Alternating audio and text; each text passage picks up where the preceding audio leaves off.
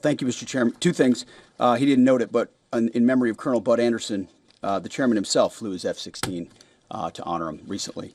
And thank you for highlighting the defense industrial base, the arsenal of freedom. It's worth noting no one has rebuilt that defense industrial base faster and with more purpose than President Trump in his first term. And now we're rebuilding the arsenal of freedom. Our defense industrial base is more vibrant today than it's been since World War II and growing rapidly. Contrast that with Iran, whose defense industrial base is nearly completely destroyed.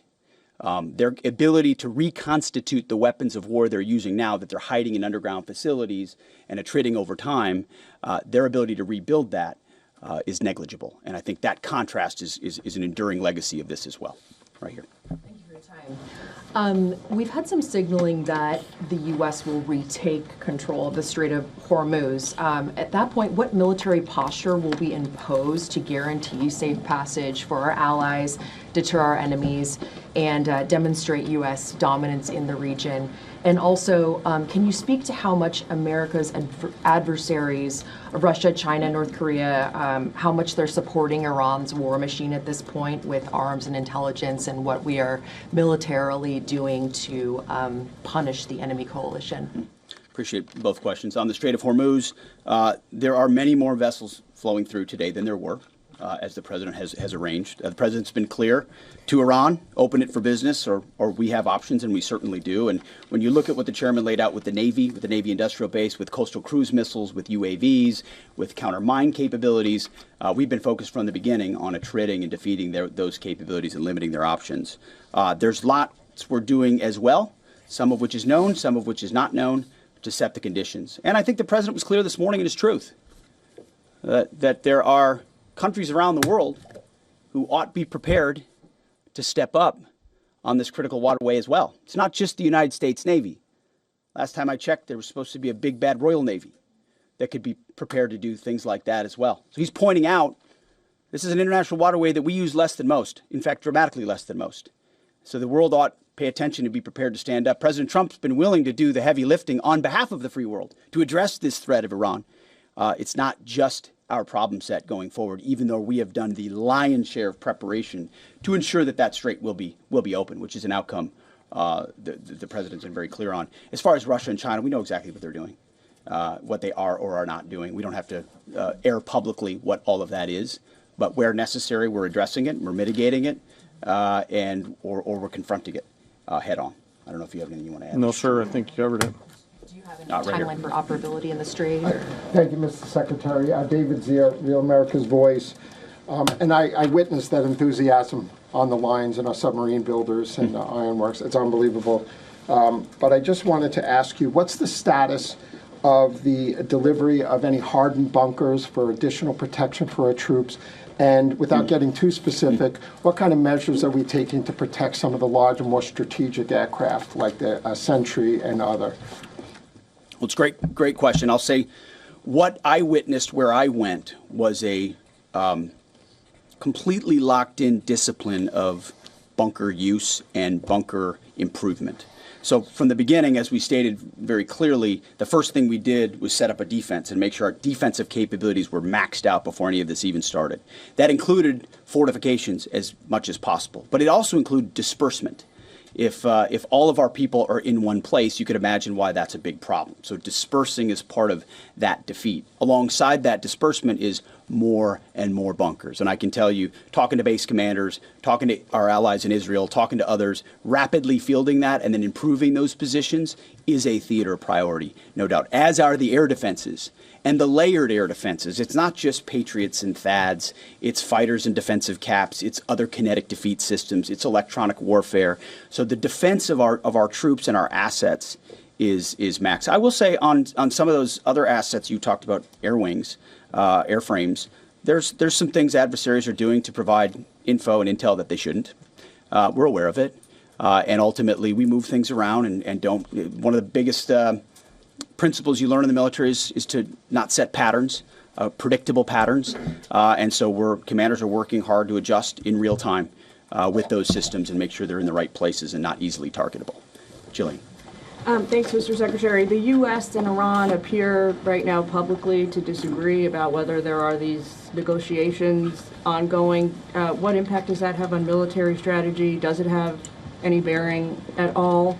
And General, the President wrote yesterday that the U.S. might destroy Iran's electricity generating plants and oil wells. Those are his words before ending this operation. Is there a way to do either of those things without like seriously jeopardizing or seriously harming civilians?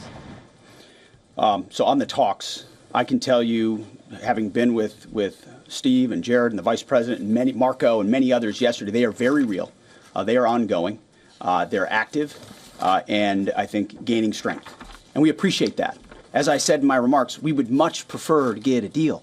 If Iran was willing to relinquish material they have and ambitions they have, open this, great. That's the goal. We don't want to have to do more militarily than we have to. But I didn't mean it flippantly when I said, in the meantime, we'll negotiate with bombs. Our job is to ensure that we compel Iran to realize that this new regime, this regime in charge, is in a better place if they make that deal. And so we'll continue. We're working hand in hand, but the primary effort is a deal. We want that deal to be accomplished if at all possible. If not, then we're prepared to continue. Secretary, what happened at Go ahead, ISAF? Mr. Chairman. Yeah. Got it. Thanks for the question. We're always thinking about those considerations and develop options to be able to mitigate those risks pursuant to the normal practices that we do in the military. So, Thank you, Mr. Secretary. I know you slightly addressed this already, but just on the Strait of Hormuz, is opening the Strait an essential objective to Operation Epic Fury, or is that the job of those other countries? And then secondly, without asking you to comment on things that you can't talk about, what is your message to Americans who love the president and strongly believe in him, but are very worried about this notion of boots on the ground? Well, first on the Strait of Hormuz, our core objectives from this podium, from day one, from me, from the chairman, from the president, from the vice president, from Secretary Rubio and others have been clear. Defense missile production and missile programs, so their entire missile program, defense industrial base and production ability to build, and Navy and power projection. So those have, and then of course, wrapping it all is Iran's never going to have a nuclear weapon. So those have been very clear. Defeating the Navy is a core part of ensuring they can't project that kind of power. But ultimately, I think the president's truth this morning lays that out very well, that this Strait of Hormuz issue, which we've set the conditions for success, and we will make sure Iran knows that very clearly, is not just a United States of America problem set. We've been willing to lead. President Trump's led the entire time. But it's not just us. So ultimately, I think other countries should pay attention when the president speaks. He's proven that when he speaks, he means something. And he's pointing out, you might want to start learning how to fight for yourself. It's something some of us have been saying for quite some time. You can't just have flags, you have to have formations. You can't just have a few ships, you have enough to affect change. Those things matter in a dangerous world with ascendant adversaries. That's why the chairman's talking about our industrial base. That's why we're launching the Arsenal of Freedom tour to revive our defense industrial base. President Trump doing it in a way that nobody else has. As far as President Trump and boots on the ground, I don't understand why the base, which they have already, they understand, wouldn't have faith in his ability to execute on this. Look at his track record of pursuing peace through strength, America first outcomes. What he's simply saying, and it's exactly true, and I've said from this podium too, we're not going to foreclose any option. You can't fight and win a war if you tell your adversary what you are willing to do or what you are not willing to do, to include boots on the ground. Our adversary right now thinks there are 15 different ways we could come at them with boots on the ground. And guess what? There are. So if we needed to, we could execute those options on behalf of the President of the United States and this department. Or maybe we don't have to use them at all. Maybe negotiations work, or maybe there's a different approach. But the point is to be unpredictable in that. Certainly not let anybody know what you're willing to do or not do. But if anybody has internalized the lessons of Iraq and Afghanistan, as the first one, President Trump, to call them out for what they are, he's not going to repeat those lessons. And I think I've been very clear about that from the podium. Yes. Thank you, Secretary Hegseth. A question for you and then a question for General Kane. You said we're a month into the Operation Epic Fury. How long until the objectives are achieved? And is there a scenario where a deal is struck before the objectives have been achieved?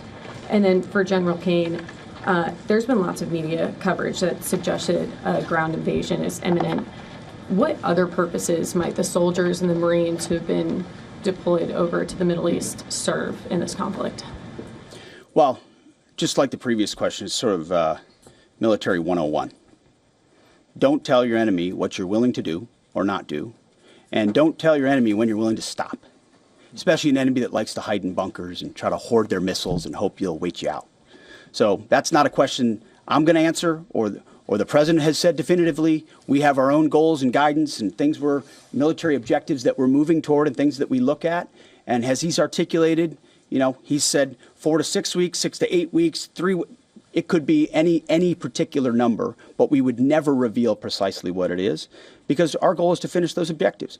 And we're well on our way. And the chairman and I look at this every single day. It will be the president's determination and the president's determination alone when those objectives are complete and when it serves the interest of the American people to cut that deal, to make sure that Iran doesn't have a nuclear capability and ultimately that our objectives, our interests are advanced. I don't know if you want to add anything. No, just to answer your question, Reagan, the range of military options that those forces can offer are extensive, not just limited to what you mentioned in terms of forces on the ground. And I wouldn't want to take away the president's decision space, but there are a multitude of things, not the least of which is Iran should note that they're out there and that they are a pressure point. And so they should carefully consider, I think, at the diplomatic level, not my job as a chairman, but at the diplomatic level to consider what's in front of them.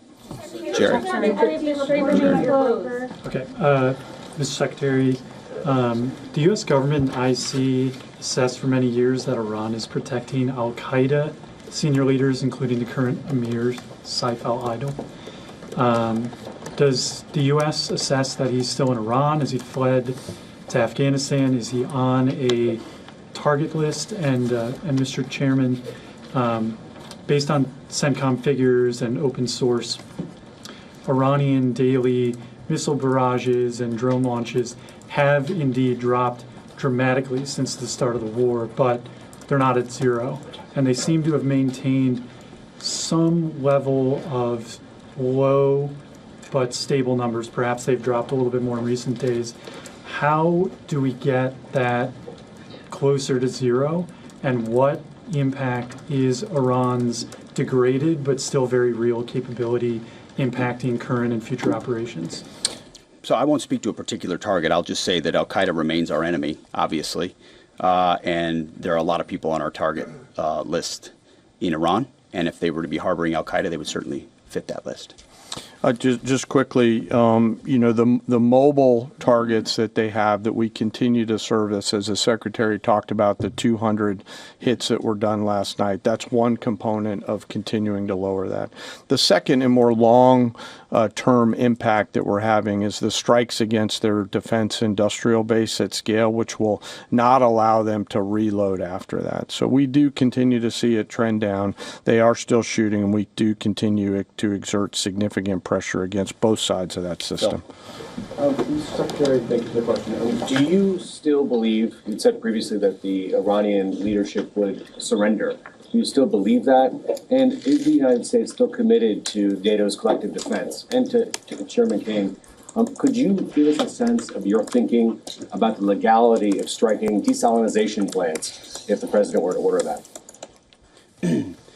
I will just say that any mission that ends on our terms, you want to call it a surrender, call it a defeat, call it what you want, we remain committed to a conflict that ends on our terms and the president's terms. There's no doubt about that. And as far as NATO is concerned, that's a decision that will be left to the president. But I'll just say a lot has been laid bare. A lot has been shown to the world about what our allies would be willing to do for the United States of America when we undertake an effort of this scope on behalf of the free world. These are missiles that don't even range the United States of America. They range allies and others, and yet when we ask for additional assistance or simple access basing and overflight, we get questions or roadblocks or hesitations. And the president's pointing out, you don't have much of an alliance if you have countries that are not willing to stand with you when you need them. And he's simply pointing that out. and ultimately it'll be his decision of what that looks like after this is complete. I'll just won't talk about any particular target. This really builds on Jillian's question too, that I don't think I completely answered. But the joint force is the most professional force in the world, and we have numerous processes and systems to carefully consider the whole range of considerations, from civilian risk to legal considerations with any target. And as targets come before us, we run them through the same process that we always do, and always strike lawful targets in accordance with the normal procedures that we use. No quarter, no mercy for enemy combatants, as Hegseth has said. For me? Thank you, Mr. Secretary. Thank you, sir. Thank you, Mr. Secretary. Thank you. I appreciate it. On Sunday, President Trump said that Iran's first regime was all destroyed and the second one is mostly dead. And the third regime that we're on right now has been much more reasonable in negotiations. Do you agree with that assessment, and why? I would defer to the negotiating team there. They're the ones talking to him, but they're getting a back and forth on terms, which is a productive development. We stand right there next to our negotiating team, always willing and prepared to put them in an even better position. Thank you very much. I appreciate it. Thank you. Thank you.